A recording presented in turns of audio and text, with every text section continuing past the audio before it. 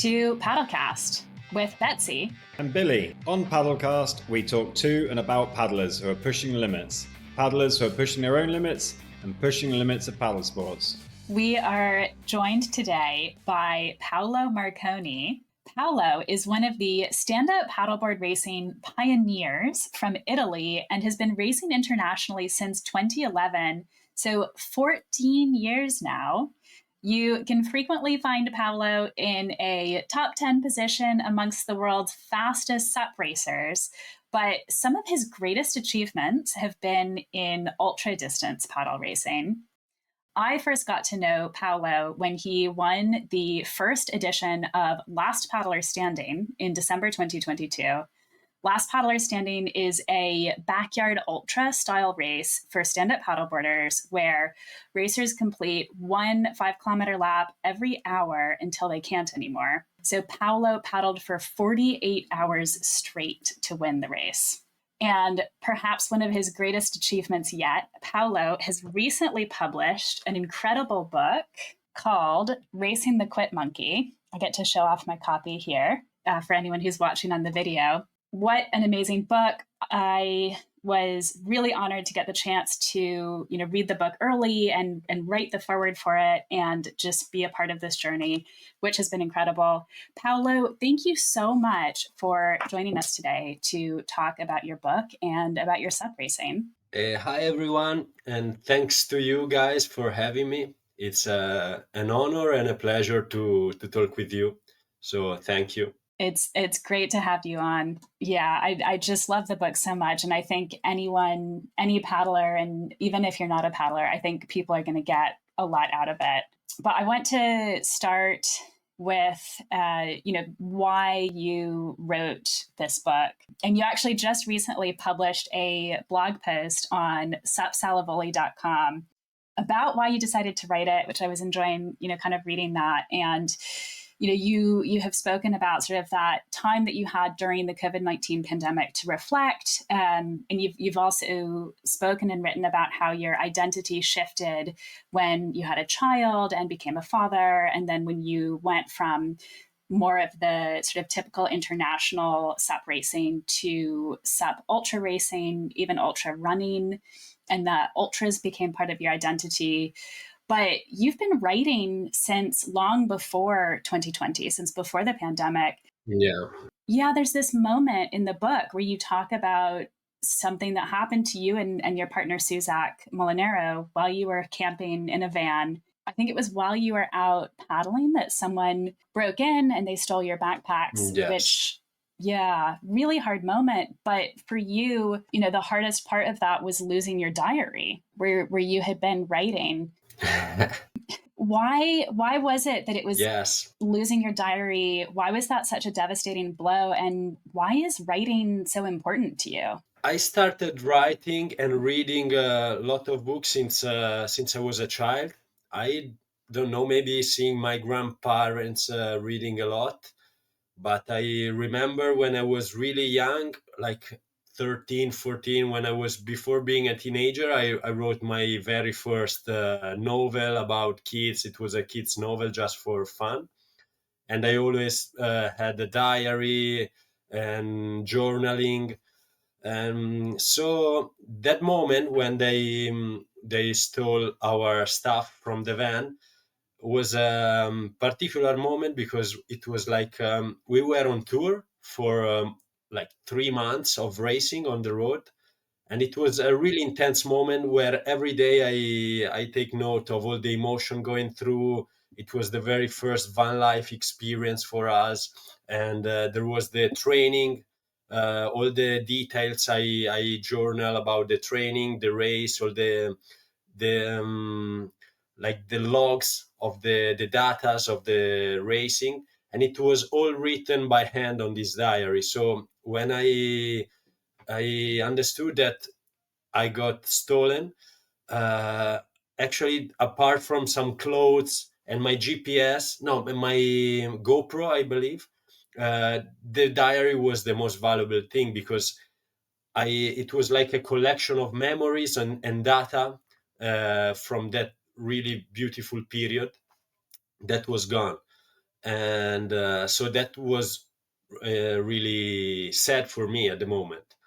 But the fun thing is that after a couple of months where I already tried to rewrite everything, we got a call from the police telling us that they found like something abandoned on the side of the road, and it was like some documents and the diary. So I got back the diary after like 4 months of having lost it. So it was like uh, a weird thing, no? Finding again the diary, and yes, at the end of the day, during COVID, I collect all the memories. It was like uh, putting an end to that period before COVID, and recollecting, reliving all the memories that I had in different diaries, everything that I wrote,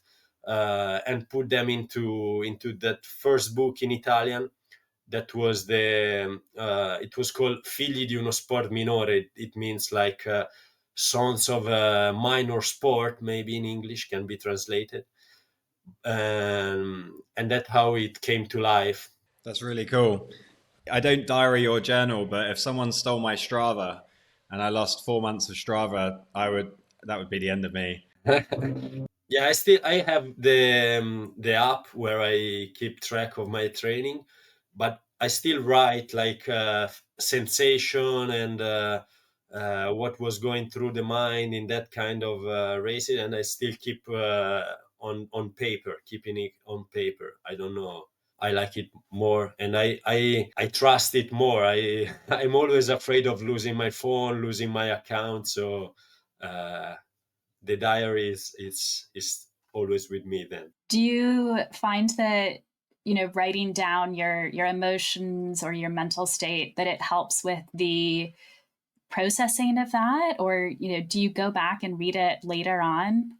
Yes, I it depends on period. Many times when I have more time, I try to do daily journaling, but not just about sports. It's like about I have to fill out a page of what went through the day, what happened that day, what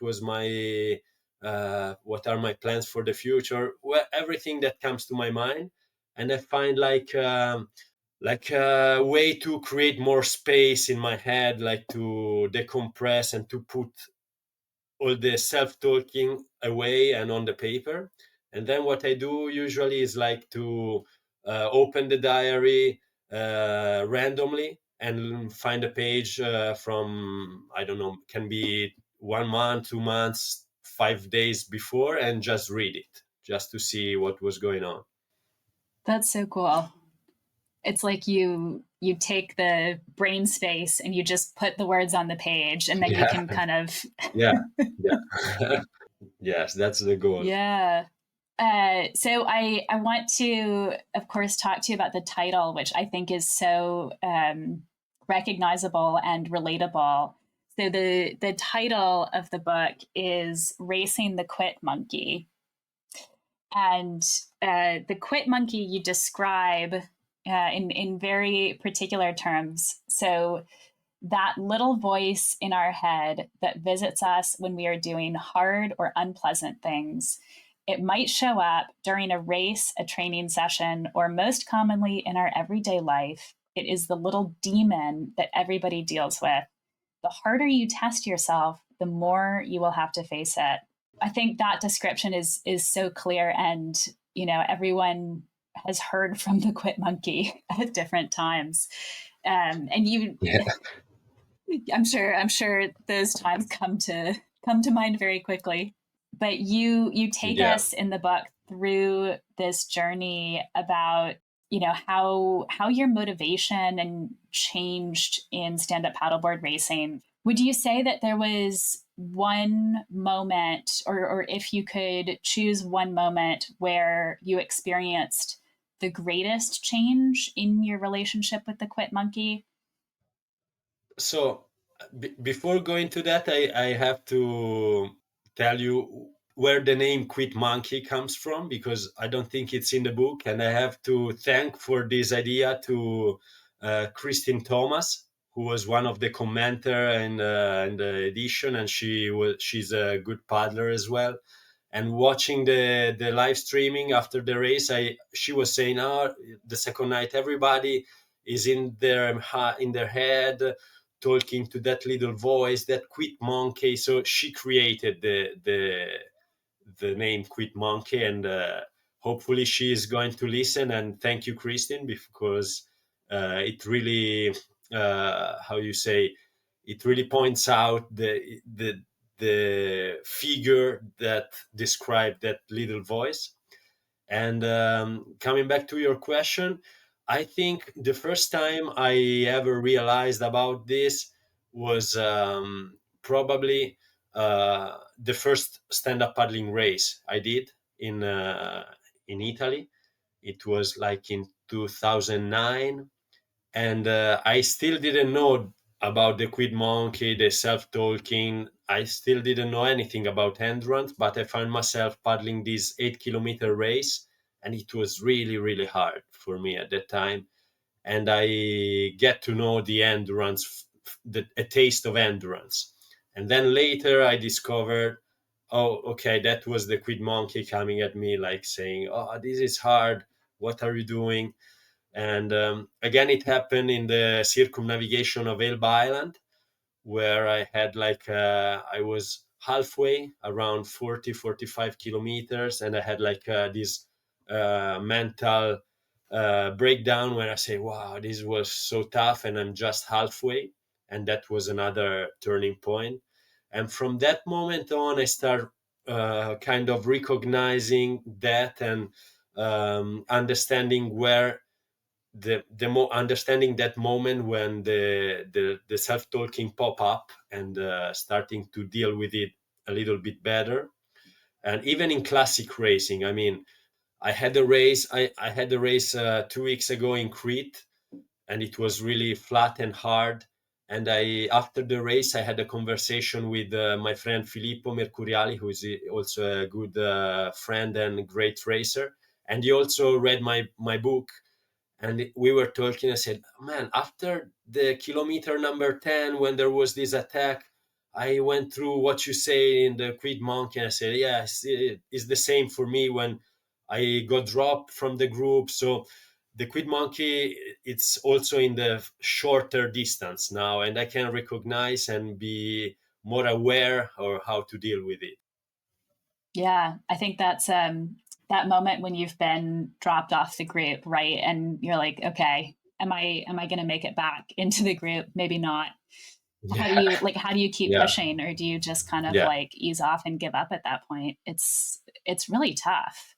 Yeah, I think I'm much better now, as I'm a bit older, maybe wiser. Maybe my body is not so performing as I was 10 years ago, and I have to relate more on this kind of stuff. But in classic racing now, I feel more aware, and I recognize better the moment when I have to go, the go time, where it's like, if it's not now, I'm gonna be dropped, and the race will be compromised. And then you with the time, you understand that you have to push, and then you go to the group, and everybody's is slowing down, hopefully, at the moment, and you have to be there when everybody's slowing down. So there was a moment like 2 weeks ago in Crete, where I dropped. My group dropped the rest of the group. Then we got dropped, and there was two guys in front of me, and I said, "Okay, it's now or never. I have to push. It's better to blow up now, but I have to go there." And recognizing this crucial moment into races, I think can make the difference sometimes. But and ultra paddling make me more aware of this. Before I was more physical. Now I can relate on this, and the physical is going down as I'm getting older and racing against like teenager or 20 years old athletes who are much stronger. Yeah, I know that feeling. I wish I knew it 10 years ago. No. You only hope that you have a little bit more experience of them. Yeah. And then I always think of a quote by a guy, maybe you know the name, Fausto Coppi. He's a Yeah. famous Sure. Italian. Yeah, yeah, Yeah. yeah. And he said, age and treachery will overcome youth and skill. And Yeah. this is what I go to when I have to face Yeah. For someone much sure. younger than me. Yeah, that's a good quote. I didn't know it. Yeah. That's good. Well, as you get a bit older, you'll need to remember that Yeah. one. And to trust Yeah, this yeah, quote. yeah. I mean, it sounds like you have continued to evolve your relationship with the Quit Monkey as well. I think the last chapter of your book ends on Last Paddler Standing, of course, which at this point has been 2 or 3 years ago. Do you feel, Yeah. since then that you have a better relationship with your Quit Monkey? You're more in control, or you're just more, it sounds like maybe you're just a bit more strategic in how you kind of handle it and use the motivation. Yeah, so I would not say I'm in control now, but I would say that I can recognize more when it pops out. As I write in the book, I had a good advice from another book from David Goggins. I don't know if you know him, who is not my kind of uh, go-to athlete, is not my inspiration because he's really go hard. He's really like harder approach to sport and life. But in his book, he said like you have to get ready before you get in those difficult chat with the quid monkey, and you have to have some answer already ready before instead of finding the answer to the dubs the quid monkey will put in the same time. So if you're already thinking about how to talk back to her in, or at least some hypothesis of how to talk back to her before during the preparation, I think it's going to be easier. So that would help me at the last paddle standing. Like, why are you doing this? I thought about before why. I didn't find a why, but at least some possible answer to this. So when you are deep in the hurt zone on a real hard training session, real interval Yeah. session, I personally find it hard to motivate myself. For me, the interval session is the worst, Yeah. the worst one. Fast intervals. I think you mention it in your book as well. Actually, the quit monkey jumping into your mind when you're pushing the last interval of a hard session. What's going through your mind, and how do you motivate yourself to finish that last quarter? So I agree with you. Intervals are the worst, like when you go full speed for shorter intervals.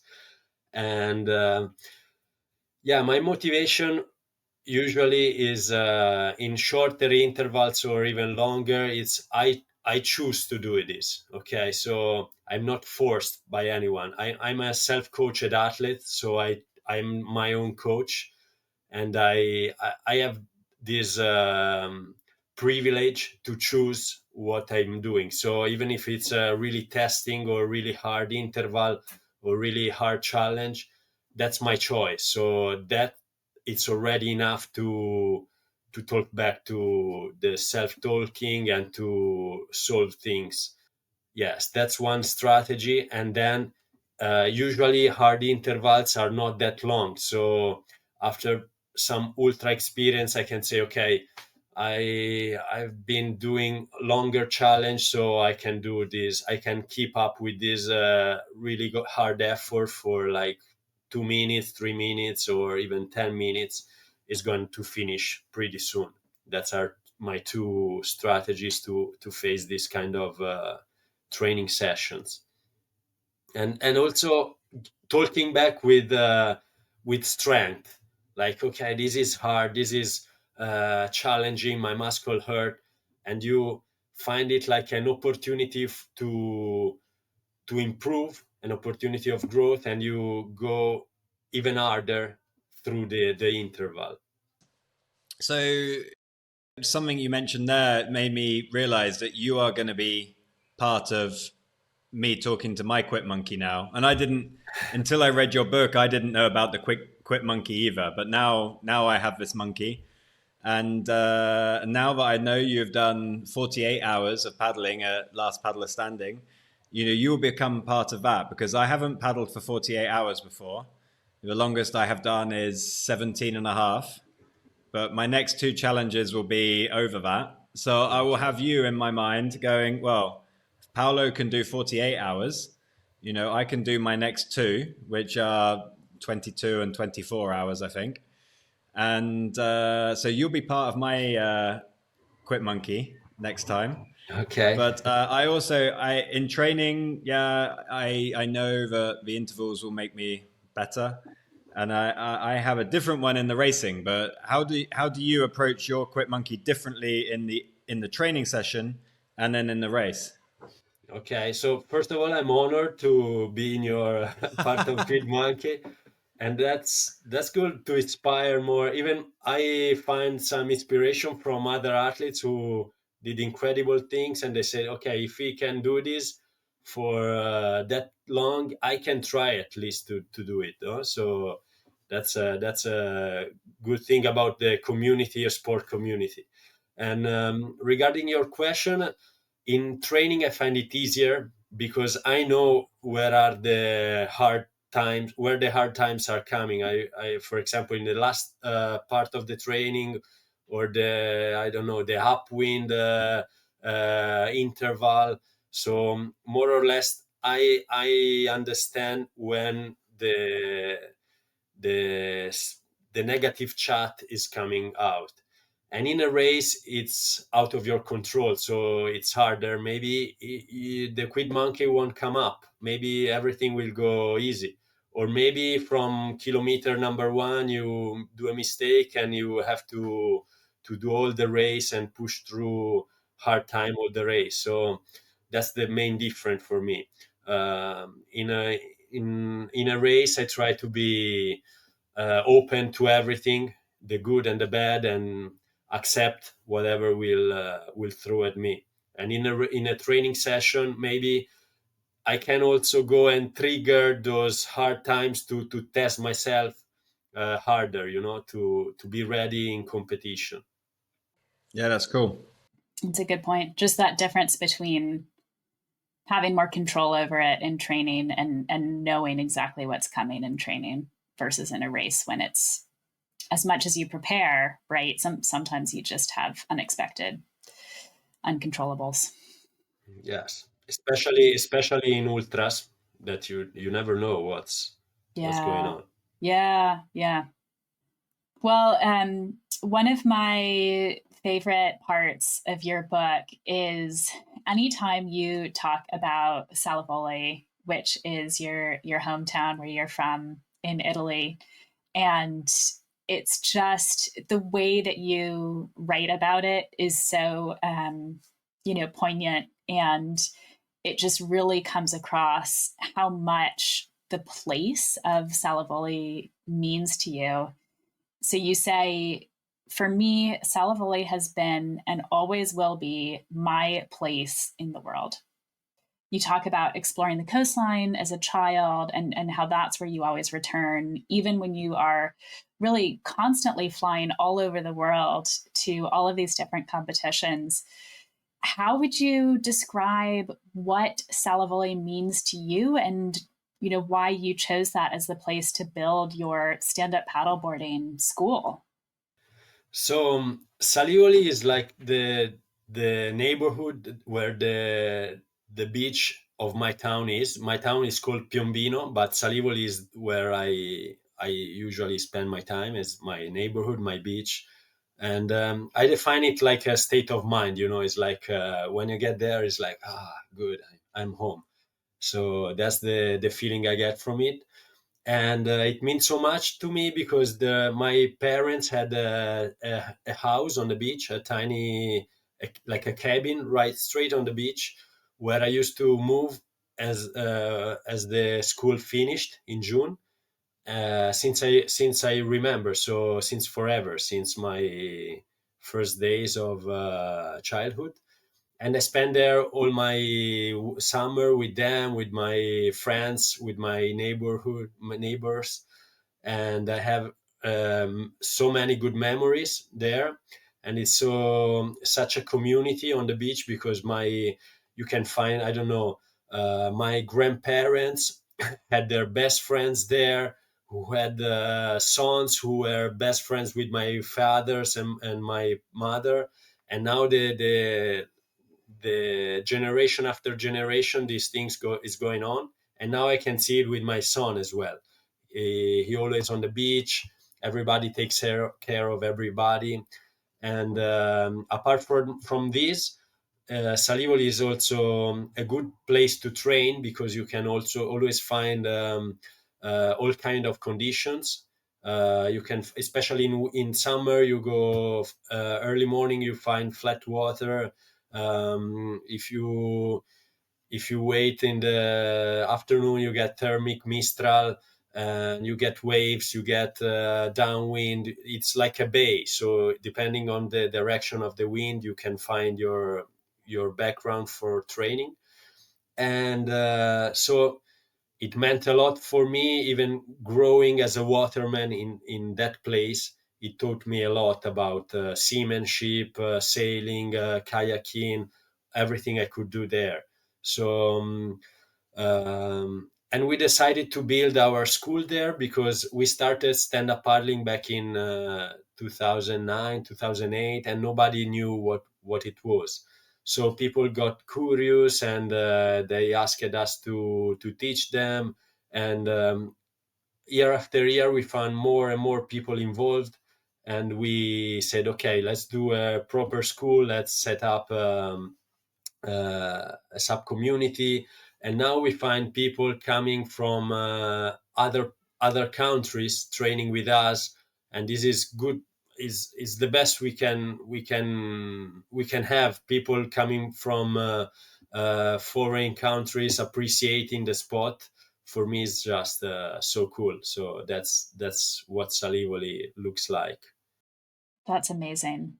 So not only are you sort of bringing locals into the sport and making stand-up paddleboarding known in the community, you've even started attracting people from overseas to come and visit Yes. just because of what you've built there.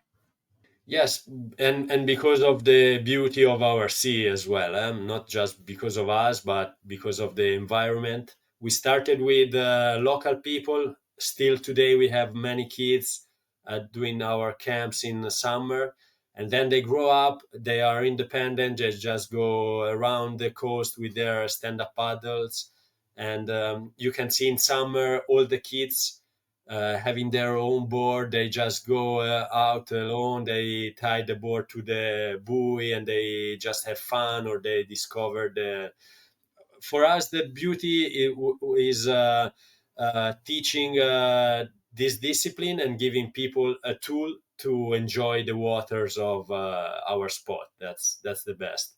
And then yes, now with our SUP racing background, with the coaching programs we do, I talk a plural because Susak is also involved in this, so it's me and her. And so we have athletes coming to visit us to improve their open ocean skills, or having training camp. And it's also a good point for us to share our place with people coming from everywhere. That's so cool. That must just be the most rewarding thing to get to share your sport and create such an amazing community. Yes, indeed. So you've been very busy writing, editing, and publishing the book. And I think I read in an article that you had to do a lot of editing because English is your second language. Yes. You have been racing internationally, even though you had a broken rib at the start of the season. Yes. But you just finished fifth in the technical and the long distance racing at Agios Nicholas. So Yes. tell us about your season so far and what have you got next? Yeah, so I spent my winter training in Fuerteventura, and in that period, I was also busy with the book, a lot of translating, editing, and it was interesting to switch languages and to see how the two language are different. Like in Italian, it's really you have a big variety of different adjectives and different ways to say the same thing. So it was really complex to switch from a language to another and took a lot of time.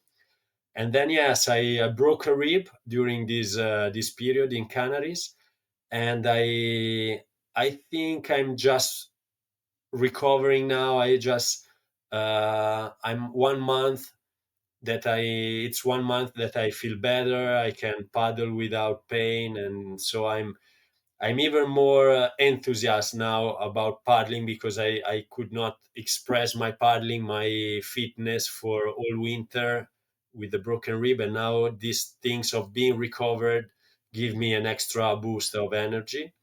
So yes, I missed the spring SUP race. And then I had a local event in Italy that I won. I won the long distance, and it was a test to see if I was fit again. And then I flew to Crete for this back-to-back racing, an ICF event where I got top five finishing both in technical and long distance, and I really love that kind of racing. It was a beach race with a lot of running, a lot of skills involved, and then this really long distance that usually is a downwind, but this year was half of it was upwind, and then it was a dead flat race, which is not my favorite, but still I could do some good results. And then now I'm here in Spain because next week I will be in Santa Pola for the World SUP Festival, and the following week I will be in Barcelona and these two are Euro Tour events and are two of the most anticipated and the biggest races of the year. Everybody's going to be here, so I think we are in the busiest time of the year for racing, for classic racing at least. So let's see what the races will have in store for me. I hope to test myself against some of the best of the world in this sport, and I really look forward to some open ocean condition. And after that, I will be back in Salivoli for all summer, working at the school, and I'm work there as a lifeguard as well until the end of September. And then I don't know. Actually, I have nothing planned for the second part of the season. Probably I will see how the first part of the season went, and decide what to do. Let's see. Let's see. Well, good luck. Thank you. Are you thinking about Worlds in Abu Dhabi? I was thinking about it, but then I checked the location, I checked the flight and everything. It feels like it's gonna be a flat race, so I'm thinking of not going there. At least I can change my mind at last minute, but I don't think because it's a lot of budget involved to fly over there is not the race. I'm not enthusiastic about the racing in that flat, especially in technical race. But still, I find that this kind of event gather all the sub community, and it's always great to go there. But maybe I will be back at the 2026 ICF Worlds in Italy. So I take this year as a step back and then go back to Italy and representing my paddling in my country. So that's probably the plan. Usually, the last part of the season, we still have to wait for the ISA to announce the awards. but usually I take the second part of the season to do some alternative challenges or races, like the Marathon d'Ardèche or the Backyard Challenge. It's an ultra challenge I do here in my place. So I will be paddling something for sure. We'll be looking forward to it. So, Paolo, I found your book really inspiring, and I think a lot of other people will as well, you know, whether they're more recreational paddlers or elite athletes, anyone kind of in between. What athletes or books inspire you? So I get inspired a lot from books, from autobiography, from all kind of books, but also from characters that come out from the fantasy of the writer. I really like to read everything. One of the first book that inspired me in going ultra was like I don't think there is the English version, but it was a book telling the rowing across the ocean, solo rowing. A few athletes inspiring me, maybe not so mainstream, like coming from ultra running or ultra endurance, ultra biking. I get inspired a lot by okay, one of the best inspiration for me is Kilian Jornet, who is an ultra runner from Catalonia, from the Pyrenees, and our son is named Kilian for this.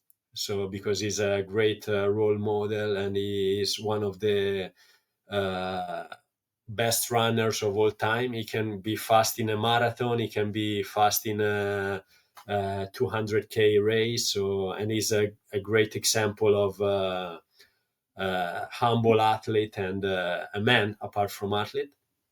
And then another guy that inspired me a lot and is Michele Graglia. He's another ultra runner who also wrote a book named Ultra, and I found a lot of inspiration in his challenges. And lately, I really look with a lot of inspiration to Lachlan Morton, who is a cyclist. He used to be a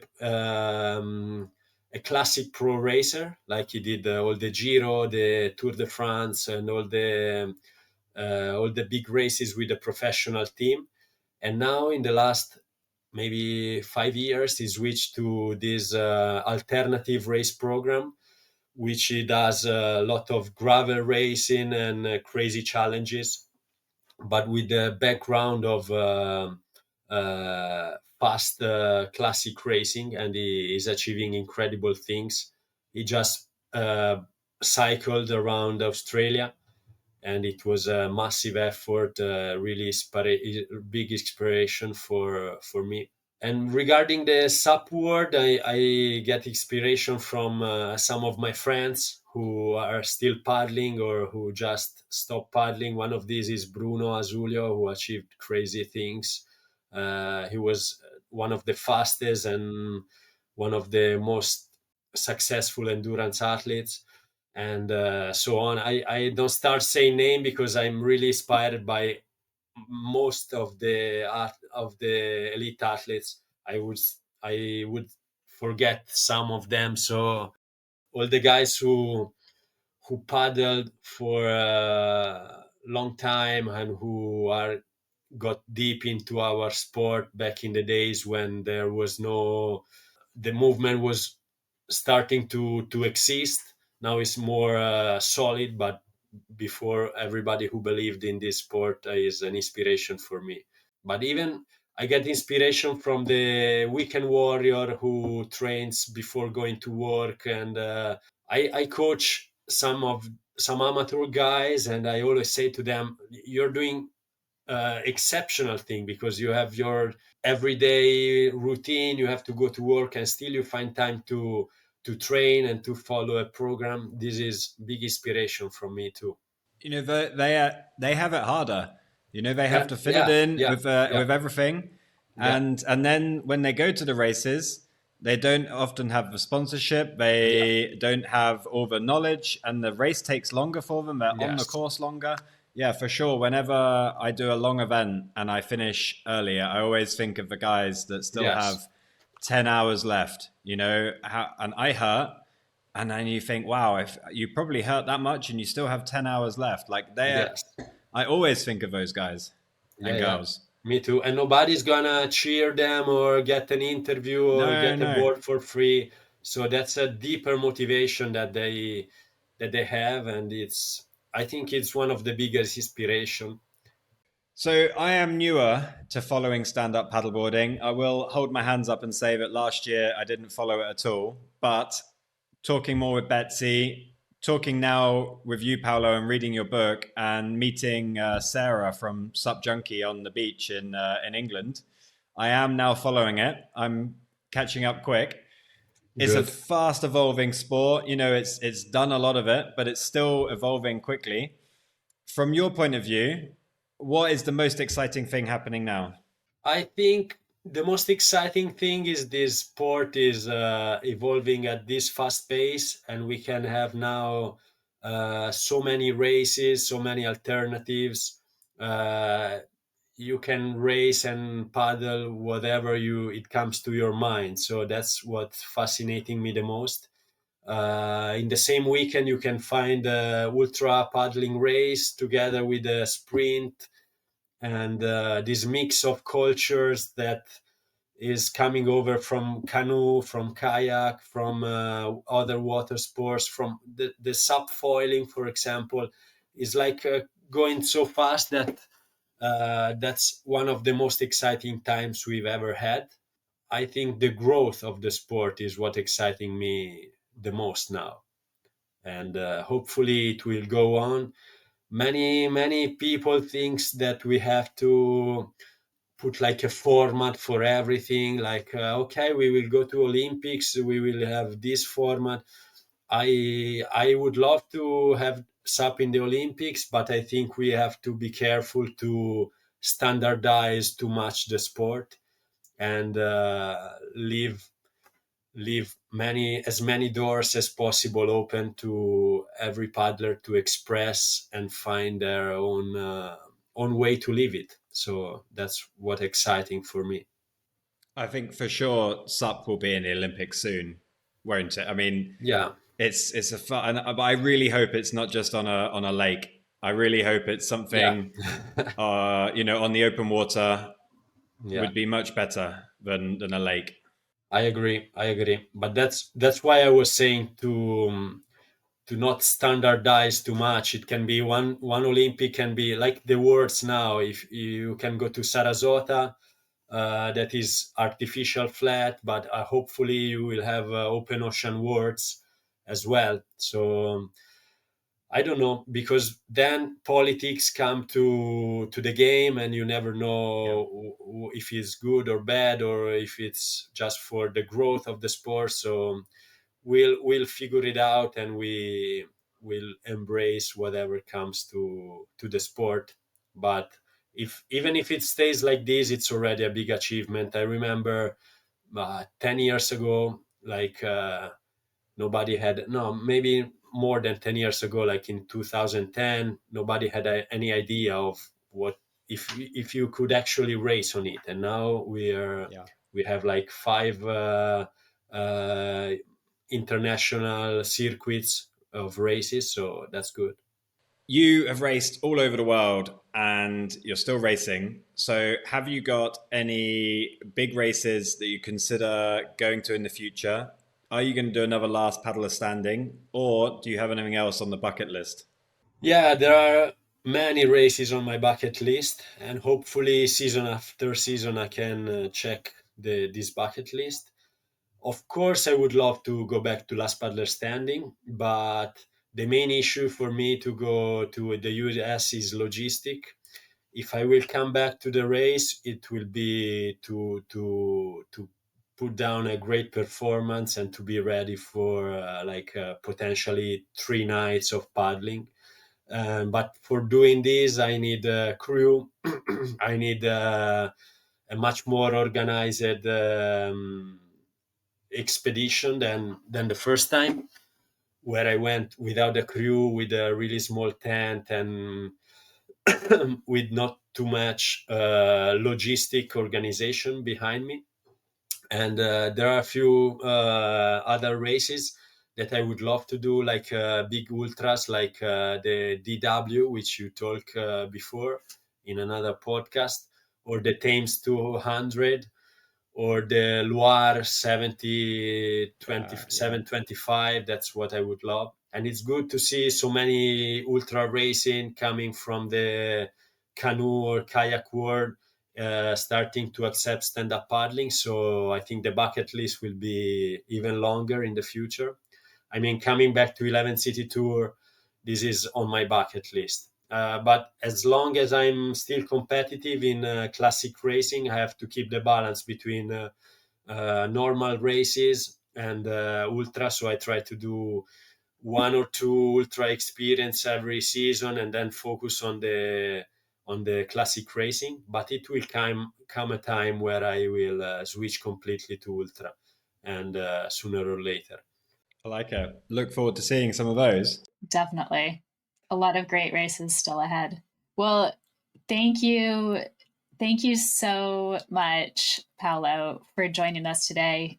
This has just been an incredible conversation. And I really will include a link to your book in the show notes for anyone who is interested, which if you've listened to this and you're not interested, you're missing out. And it's just been an absolute pleasure speaking with you today. So thank you so much. Thanks to you guys for having me. And I really hope one day we will meet in person on, I don't know, an ultra race or whatever paddling event. I really believe we will meet sooner or later to know each other on person. Yeah, fingers crossed. I look forward to it. I need you to sign my book. That's on my bucket list. I'm going to get you to sign my copy. Yeah, okay. We will meet for that. Good plan. Well, thank you again, and see you on the water. Yes. See you on the water.